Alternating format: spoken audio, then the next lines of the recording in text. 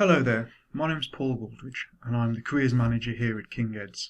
I just wanted to make a brief video, or at least the slides over which I will be talking, just to address some of the concerns that Year 13 students may be having at the moment, or feeling, in terms of their transition onto university.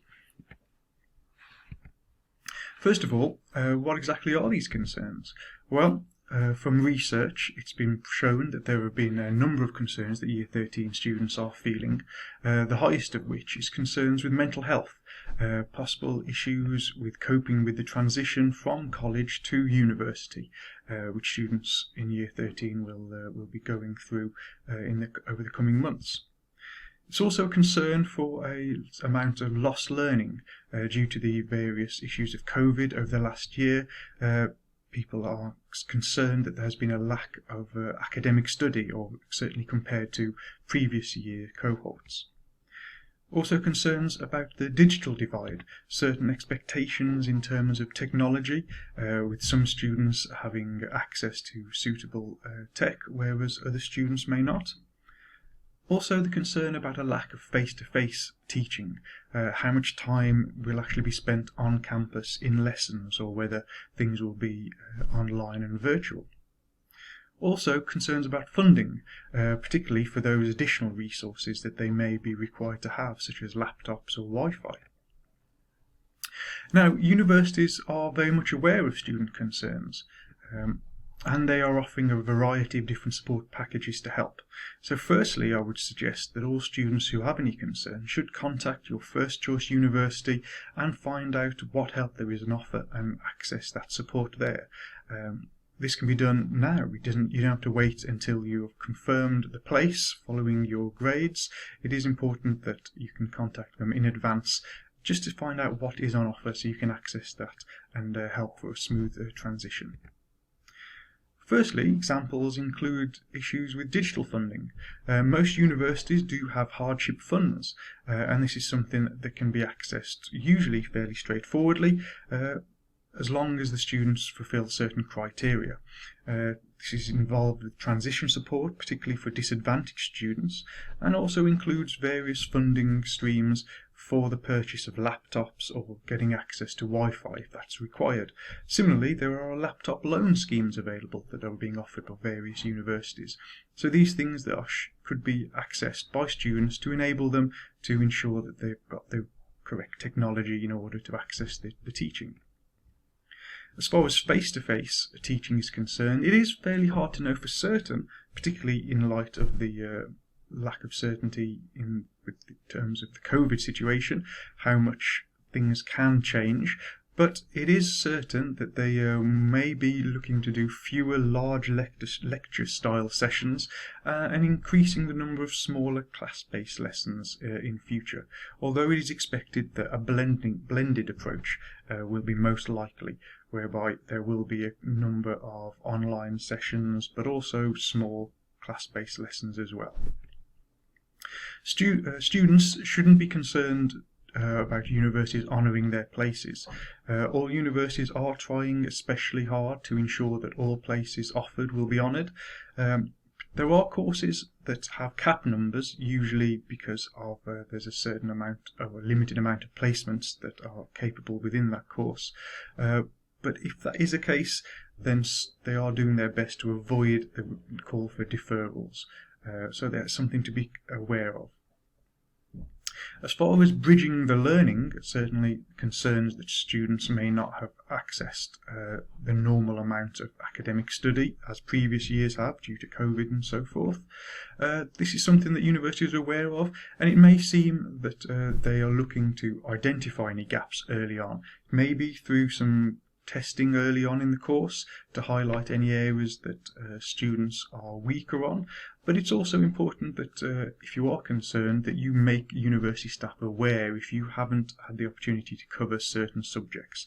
Inform your lecturers. That'll enable them to cover any of the work that's been missed. There's also plenty of examples of academic coaches, individuals that are on hand to support students through their learning, and there's also the possibility of summer schools. Before you actually attend, it might be the opportunity to attend the summer school to cover various bits of learning and ensure that your academics are up to scratch. There's also various forms of transition weeks, such as looking at critical reading and other skills that are important for university level study.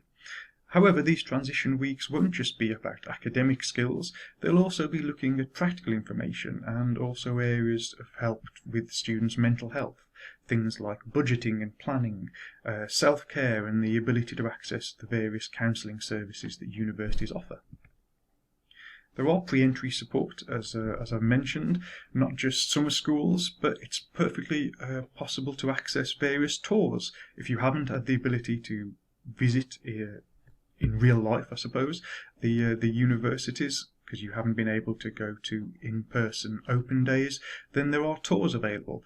Teaching and also parent events are also available as well. So these can be accessed to actually give you the chance to visit and have a look around and get better acquainted.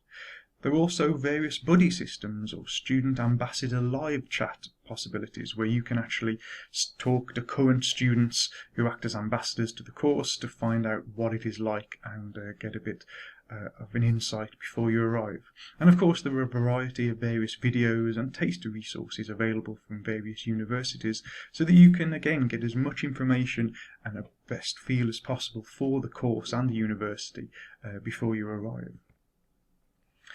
Any concerns with grades not being met or appeals, it is important that you should discuss your place at university if you have ended up missing any of your grades.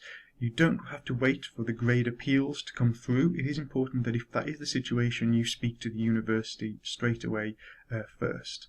There has been a document created, the Fair Admissions Agreement, that a lot of universities have signed up to, and if you wish to look at that, then there's a link there that'll also be put below this talk that you can access as well. So do remember, please contact your first choice university and find out how they can support you, as your concerns are very much understood and are going to be quite common for a lot of Year 13 students. There's a link there for a document that details various case studies and highlights the variety of different support that a number of different universities are offering. So I suggest you have a little look at that for examples, and as I say, contact your first choice university to find out what they are doing to help and alleviate your concerns. Hi, I'm Lou. I'm one of the college's careers advisors and part of the team here to help. I just want to take you through the support we can offer you here at college now that you've left Year 13. Still available to you are one-to-one careers appointments, and these can be done via MS Teams, telephone or email. Please just email us at careers@keds.ac.uk to book an appointment with one of our impartial careers advisors. On Results Day, Tuesday the 10th of August, we strongly recommend that you come to collect your results in person from 8 AM in Haley Hall. We will have a whole team of people waiting to help you on the day for any concerns or worries you may have after receiving your results. And if you need support with your progression plans and are unable to visit the college on Results Day, you can also email progressionsupport@keds.ac.uk and we will be able to support you. Unifrog is also available to all Year 13s on a continuing basis for the foreseeable future, and you still have access to your Unifrog account. This can be used to help you research alternative career pathways, HE options, apprenticeships, etc. Most of all, good luck with your Results Day and for your future. Please keep in touch. We would very much like to hear from you and find out where you are and what new ventures you have gone on to. The following link is also available, which we would like you to register as an alumni so that we can keep you up to date with activities with the college and also contact you for future events. Thank you for listening, and we wish you all very good luck.